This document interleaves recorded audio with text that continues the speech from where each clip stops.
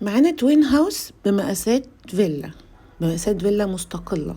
يعني احنا معانا مساحة المباني 360 متر والأرض 460 متر، وفي فيلل بتكون المباني بتاعتها 356 متر. فده توين هاوس بمقاسات فيلا، وهيبان جدا المساحات في الفيديو. التوين ده معروض للإيجار، هو في التجمع، منطقة طبعا كومباوند، يعني كومباوند بلاجيو، منطقة طبعا سكنية جدا، حواليك كل المالز، ذا كورنر، في كام بنزينة كده اشتغلوا هناك كويس جدا، فيهم كل حاجة، وطبعا جنبك الرحاب، فمنطقة خدمية جدا. أنا دايما بدور على الخدمات في الحقيقة. الفيديو ده هيكون موضح التوين هاوس. هو أرضي أول روف، دي أول حاجة معانا، غرفة مربية أو غرفة مكتب زي ما انتوا عاوزين، وده حمام ضيوف.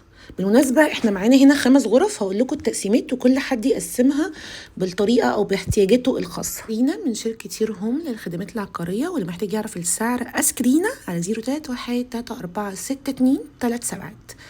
بصوا بقى يا جماعه مساحه المطبخ عامله ازاي. يعني لما اقول ان التوين ده مقاسات فيلا فهو ده حقيقي. كمان في معلومه مهمه جدا ناس كتير ما تعرفهاش. في ناس معتقده ان كل التوين هاوسز اللي موجوده في بلاجيو ان هي على السور، وده حقيقي، ولكن ان في بعض التوين هاوسز الموجوده موجوده على لاندسكيب او باساج لاندسكيب عشان اكون دقيقه يعني، وده هنشوفه في الفيديو. ده الريسبشن معانا ياخد اكتر من 4 قطع يعني.